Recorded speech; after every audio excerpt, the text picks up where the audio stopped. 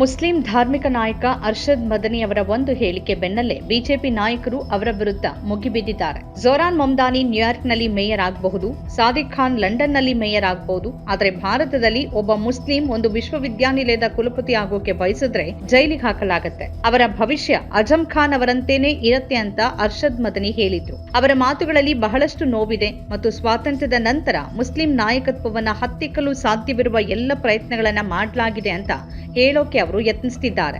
ಅವರು ಸರ್ಕಾರದ ಬಗ್ಗೆ ಸ್ಪಷ್ಟವಾಗಿ ಉಲ್ಲೇಖಿಸಿದ್ದಾರೆ. ಇಂತಹ ಎಲ್ಲ ಪ್ರಯತ್ನವನ್ನ ಸರ್ಕಾರಿ ಮಟ್ಟದಲ್ಲಿ ಮಾಡಲಾಗ್ತಿದೆ ಅಂತ ಹೇಳಿದ್ದಾರೆ. ಅವರು ಹೇಳೋಕೆ ಪ್ರಯತ್ನಿಸ್ತಾ ಇರೋದು ಮುಸ್ಲಿಮರಲ್ಲೂ ಪ್ರತಿಭೆ ಮತ್ತು ಸಾಮರ್ಥ್ಯವಿದೆ ಅಂತ ಹೇಳೋಕೆ ಪ್ರಯತ್ನ ಪಡ್ತಿದ್ದಾರೆ. आज दुनिया ये समझती है कि मुसलमान अपाहज हो गया, खत्म हो गया, बांझ हो गया. मैं नहीं समझता हूँ ये बात. क्या बात है कि आज दुनिया का मुसलमान एक आदमी न्यूयॉर्क का मेयर बन सकता है, ममदानी लंदन के अंदर मेयर बन सकता है, एक खान हिंदुस्तान के अंदर किसी मुस्लिम यूनिवर्सिटी का कोई आदमी वाइस चांसलर नहीं बन सकता, और अगर बनेगा तो आजम खां की तरह जेल के अंदर जाएगा, इकबाल की तरह औलाद जेल में डाल दी जाएगी. आज देख लीजिए अल-फलाह का क्या हो रहा है, जेल में पड़ा हुआ है और कितने साल जेल के अंदर गुजरते हैं नहीं जानता कोई आदमी. कौम, गवर्नमेंट मुल्क की आजादी के बाद इस पर लगी हुई है कि मुसलमान को सर नहीं उठाने देना है. आज उसका नतीजा है कि लोग ये कहते हैं कि मुसलमान के अंदर लीडर जा रहे. क्या कहते हो तुम? मुसलमान कौम कोई बांझ थोड़ी है, अगर नहीं थी तो वहां कैसे बन गए? यहाँ किसी यूनिवर्सिटी का वाइस चांसलर नहीं बन सकता. ಆದರೆ ಅವರ ಹೇಳಿಕೆಗೆ ಈಗ ತೀವ್ರ ರೀತಿಯಲ್ಲಿ ಪ್ರತಿ ಹೇಳಿಕೆಗಳು ಬರ್ತಾನೆ ಇವೆ. ವಿಶ್ವದ ಅತಿದೊಡ್ಡ ಪ್ರಜಾಪ್ರಭುತ್ವ ರಾಷ್ಟ್ರವಾದ ಇಷ್ಟು ದೊಡ್ಡ ಮುಸ್ಲಿಂ ಜನಸಂಖ್ಯೆಯನ್ನು ಹೊಂದಿರುವ ದೇಶದಲ್ಲಿ ಮುಸ್ಲಿಮರನ್ನ ಹೇಗೆ ನೋಡಲಾಗ್ತಿದೆ ಎಂಬ ಬಗೆಗಿನ ಸಂಕಟ ಅವರ ಮಾತುಗಳಲ್ಲಿದೆ.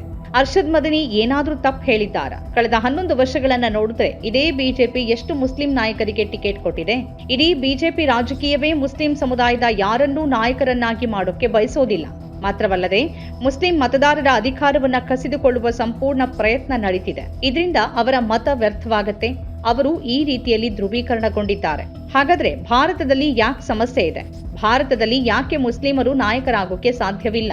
ಅಜಂ ಖಾನ್ ಮುಸ್ಲಿಂ ಸಮುದಾಯದ ಅತ್ಯಂತ ಪ್ರಭಾವಶಾಲಿ ನಾಯಕರಲ್ಲಿ ಒಬ್ಬರು. ಮುಲಾಯಂ ಸಿಂಗ್ ಯಾದವ್ ಜೊತೆಗೆ ಸಮಾಜವಾದಿ ಪಕ್ಷದ ಸ್ಥಾಪಕರಲ್ಲಿ ಒಬ್ಬರಾದ ಉತ್ತರ ಪ್ರದೇಶದ ಪ್ರಮುಖ ನಾಯಕ ಅಜಂ ಖಾನ್ ಅವರನ್ನ ಕೀಳಾಗಿ ನೋಡ್ಲಾಯಿತು ಮತ್ತು ಅವರ ವಿರುದ್ಧ ಪ್ರಕರಣಗಳನ್ನ ದಾಖಲಿಸಲಾಯಿತು. ಅವರು ತಿಂಗಳುಗಟ್ಟಲೆ ಜೈಲಿನಲ್ಲಿ ಕಳೆದ್ರು ಮತ್ತು ಈಗ ಅವರನ್ನ ನಕಲಿ ಪ್ಯಾನ್ ಕಾರ್ಡ್ ಆರೋಪದ ಮೇಲೆ ಜೈಲಿಗೆ ತಳ್ಳಲಾಗಿದೆ. ಅವರ ವಿರುದ್ಧ ಪುರಾವೆಗಳನ್ನ ಹೆಕ್ಕಿ ಜೈಲಿಗೆ ಕಳಿಸೋ ಮೂಲಕ ಮತ್ತು ಜೈಲಿನಿಂದ ಹೊರಬರೋಕೆ ಬಿಡದ ಮೂಲಕ ಮುಸ್ಲಿಂ ನಾಯಕತ್ವ ಏಳಿಗೆ ಹೊಂದೋಕೆ ಸಾಧ್ಯವಾಗದ ವಾತಾವರಣ ಸೃಷ್ಟಿ ಮಾಡಲಾಗ್ತಿದೆ. ಅವರ ಪತ್ನಿ, ಅವರ ಮಗ, ಅವರ ಸ್ನೇಹಿತರು ಮತ್ತು ಅವರ ಸುತ್ತಲಿನ ಎಲ್ಲರಿಗೂ ಕಿರುಕುಳ ನೀಡಲಾಗ್ತಿದೆ. ಭಾರತದಲ್ಲಿ ನಾಯಕತ್ವವಿದೆ, ಆದರೆ ಅದನ್ನ ಬೆಳೆಯೋಕೆ ಬಿಡೋದಿಲ್ಲ. ವಿಶ್ಲೇಷಕರು ಹೇಳುವಂತೆ ಬಿಜೆಪಿ ಸರ್ಕಾರ ಮುಸ್ಲಿಮರು ತಲೆ ಎತ್ತದಂತೆ ತಡೆಯಲು ನಿರ್ಧರಿಸಿದೆ. ಈಗ ಬಿಜೆಪಿ ಅರ್ಷದ್ ಮದನಿ ಅವರ ಹೇಳಿಕೆ ವಿರುದ್ಧ ಮಾತನಾಡೋಕೆ ಮುಸ್ಲಿಂ ನಾಯಕರನ್ನ ಮುಂದೆ ನಿಲ್ಲಿಸಿದೆ. ಬಿಜೆಪಿ ನಾಯಕ ಮೊಯ್ಸಿನ್ ರಜಾ ಅರ್ಷದ್ ಮದನಿ ಇಡೀ ದೇಶದ ಮುಸ್ಲಿಮರನ್ನ ಲೂಟಿ ಮಾಡಿದ್ದಾರೆ ಅಂತ ಹೇಳ್ತಿದ್ದಾರೆ. ಅರ್ಷದ್ ಮದನಿ ಮಾಡ್ತಿರುವ ಆರೋಪಗಳಿಗೆ ಅವರ ಬಳಿ ಯಾವುದೇ ಉತ್ತರ ಇಲ್ಲ, ಬದಲಾಗಿ ಆಪಾದನೆಯ ಆಟ ಆಡ್ತಿದ್ದಾರೆ. ಅವರು ನೇರವಾಗಿ ಮದನಿಯವರ ಕುಟುಂಬವನ್ನ ಗುರಿಯಾಗಿಸಿಕೊಂಡಿದ್ದಾರೆ. देखिए, हमेशा से इन लोगों का डुअल कैरेक्टर रहा है. अरशद मदनी साहब हों या इनके परिवार के लोग रहे हों, इन्होंने सिर्फ देश के मुसलमानों को लूटने का काम किया है, गुमराह करने का काम किया है और दूसरों के सर पे ठीकरा फोड़ते हैं और अपनी दुकानें पूरी तरीके से चलाते हैं. ಆಲ್ ಇಂಡಿಯಾ ಇಮಾಮ್ ಆರ್ಗನೈಸೇಷನ್ನ ಅಧ್ಯಕ್ಷ ಉಮರ್ ಅಹಮದ್ ಇಲಿಯಾಸ್ ಕೂಡ ಮುಸ್ಲಿಂ ನಾಯಕರಾದರೂ ಬಿಜೆಪಿ ಸರ್ಕಾರದ ಭಾಷೆಯಲ್ಲಿ ಮಾತನಾಡೋರಾಗಿದ್ದಾರೆ. ಧಾರ್ಮಿಕ ಭಾವನೆಗಳನ್ನ ಕೆರಳಿಸಲು ಪ್ರಯತ್ನಿಸುತ್ತಿದ್ದಾರೆ. ಮದನಿಯವರ ಹೇಳಿಕೆಯನ್ನ ಸಂಪೂರ್ಣ ತಲೆಕೆಳಗಾಗಿ ಮಾಡುವ ಪ್ರಯತ್ನ ನಡೀತಿದೆ. देखिए, जिस तरह से मौलाना अरशद मदनी का सामने बयान आया है, मैं उसकी मजम्मत करता हूं, बहुत निंदा भी करता हूं कि इस समय उन्होंने ये जो बयान देकर देश के माहौल को खराब करने जैसा बयान है, लोगों के अंदर डर पैदा करने जैसा बयान है, देश के अंदर अराजकता पैदा हो उसका बयान है. ಸಾಧ್ವಿ ಪ್ರಾಚಿ ಕೂಡ ಮುಸ್ಲಿಂ ದೇಶಗಳಲ್ಲಿ ಹಿಂದೂ ಪ್ರಧಾನಿ ಎಲ್ಲಿದ್ದಾರೆ ಅಂತ ಕೇಳ್ತಿದ್ದಾರೆ.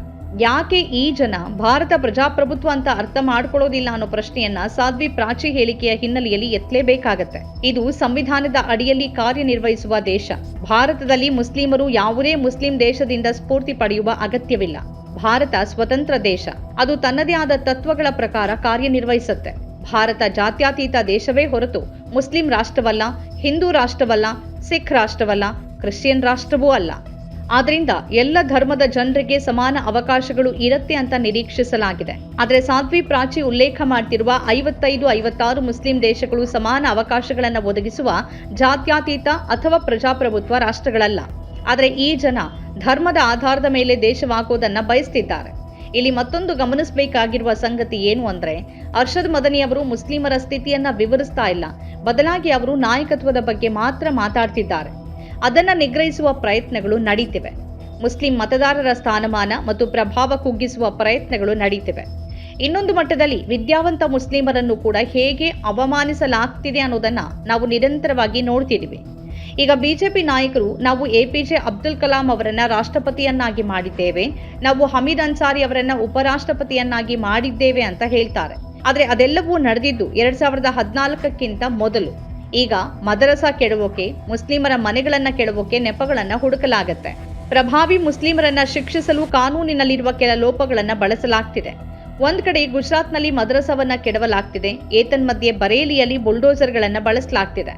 ಬುಲ್ಡೋಸರ್ ಕಾನೂನು ಬಾಹಿರ, ಅನ್ಯಾಯ ಮತ್ತು ಸಂಪೂರ್ಣವಾಗಿ ಸಂವಿಧಾನ ಬಾಹಿರ ಅಂತ ಸುಪ್ರೀಂ ಕೋರ್ಟ್ ಸ್ಪಷ್ಟವಾಗಿ ಹೇಳಿದೆ. ನಿಗದಿತ ಕಾನೂನು ಪ್ರಕ್ರಿಯೆಯನ್ನ ಅನುಸರಿಸದೆ ವ್ಯಕ್ತಿಯ ವಿರುದ್ಧ ಮಾಡಲಾದ ಆರೋಪಗಳ ಆಧಾರದ ಮೇಲೆ ಅವರ ಆಸ್ತಿಯನ್ನ ಧ್ವಂಸಗೊಳಿಸೋದನ್ನ ಒಪ್ಪೋಕೆ ಸಾಧ್ಯವಿಲ್ಲ ಅಂತ ನ್ಯಾಯಾಲಯ ಸ್ಪಷ್ಟವಾಗಿ ಹೇಳಿದೆ. ಸುಪ್ರೀಂ ಕೋರ್ಟ್ ಸ್ಪಷ್ಟ ಮಾರ್ಗಸೂಚಿಗಳನ್ನ ಹೊರಡಿಸಿದೆ, ಅದನ್ನ ಅನುಸರಿಸಲಾಗಿಲ್ಲ. ಸರ್ಕಾರವಾಗಿರುವ ಕಾರ್ಯಾಂಗ ಕಾನೂನನ್ನ ಕೈಗೆ ತೆಗೆದುಕೊಳ್ಳದಂತೆ ಮತ್ತು ಆಸ್ತಿಯನ್ನ ಕೆಡಹುವ ಮೂಲಕ ಯಾವುದೇ ಸಮುದಾಯ ಅಥವಾ ವ್ಯಕ್ತಿಯನ್ನ ಶಿಕ್ಷಿಸದಂತೆ ಖಚಿತಪಡಿಸಿಕೊಳ್ಳೋದು ಈ ನಿರ್ದೇಶನಗಳ ಉದ್ದೇಶವಾಗಿತ್ತು. ಆದರೆ ಇಲ್ಲಿ ಬುಲ್ಡೋಸರ್ಗಳನ್ನ ಬಳಸ್ತಿರುವ ರೀತಿ ಅತಿರೇಕದ್ದಾಗಿದೆ.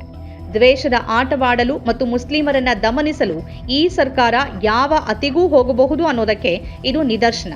ಹಾಗಿರುವಾಗ ಲಂಡನ್ನಲ್ಲಿ ಸಾದಿಕ್ ಖಾನ್ ಮತ್ತು ನ್ಯೂಯಾರ್ಕ್ನಲ್ಲಿ ಝೊಹ್ರಾನ್ ಮೊಮ್ದಾನಿ ನಾಯಕತ್ವ ವಹಿಸಿಕೊಳ್ಳಬಲ್ಲರು ಅಂತಾದರೆ ಭಾರತೀಯ ಮುಸ್ಲಿಮರಿಗೆ ನಿಜವಾಗಿಯೂ ನಾಯಕರಾಗೋಕೆ ಪ್ರತಿಭೆಯ ಕೊರತೆ ಇದೆಯಾ ಅಂತ ಅರ್ಷದ್ ಮದನಿ ಅವರ ಪ್ರಶ್ನೆಯ ಬಗ್ಗೆ ಯೋಚಿಸಬೇಕಿದೆ. ನಮ್ಮ ಕಾರ್ಯಕ್ರಮಗಳನ್ನ ನೀವು ನೋಡ್ತಾ ಇದ್ರೆ ನಮ್ಮ ಚಾನೆಲ್ ಅನ್ನ ಸಬ್ಸ್ಕ್ರೈಬ್ ಮಾಡಿ, ಪಕ್ಕದ ಬೆಲ್ ಐಕಾನ್ ಒತ್ತಿ ನಮ್ಮನ್ನ ಬೆಂಬಲಿಸಿ. ಹಾಗೆ ನಮ್ಮ ಕಾರ್ಯಕ್ರಮಗಳನ್ನ ಲೈಕ್ ಮಾಡಿ, ಕಮೆಂಟ್ ಮಾಡಿ, ಅದನ್ನ ಬೇರೆಯವರಿಗೂ ವಾಟ್ಸ್ಆಪ್ ಮೂಲಕ ಶೇರ್ ಮಾಡಿ. ನೀವು ಹೀಗೆ ಮಾಡಿದಾಗ ನಮ್ಮ ಚಾನೆಲ್ ಇನ್ನಷ್ಟು ಮತ್ತಷ್ಟು ಜನರಿಗೆ ತಲುಪಲು ನೀವು ನಮ್ಮೊಂದಿಗೆ ಸಹಕರಿಸಿದ ಹಾಗಾಗುತ್ತೆ. ಇದು ನೀವು ಯಾವುದೇ ಖರ್ಚಿಲ್ಲದೆ ಕೆಲವೇ ಸೆಕೆಂಡುಗಳಲ್ಲಿ ನೀಡಬಹುದಾದ ಸಹಕಾರ.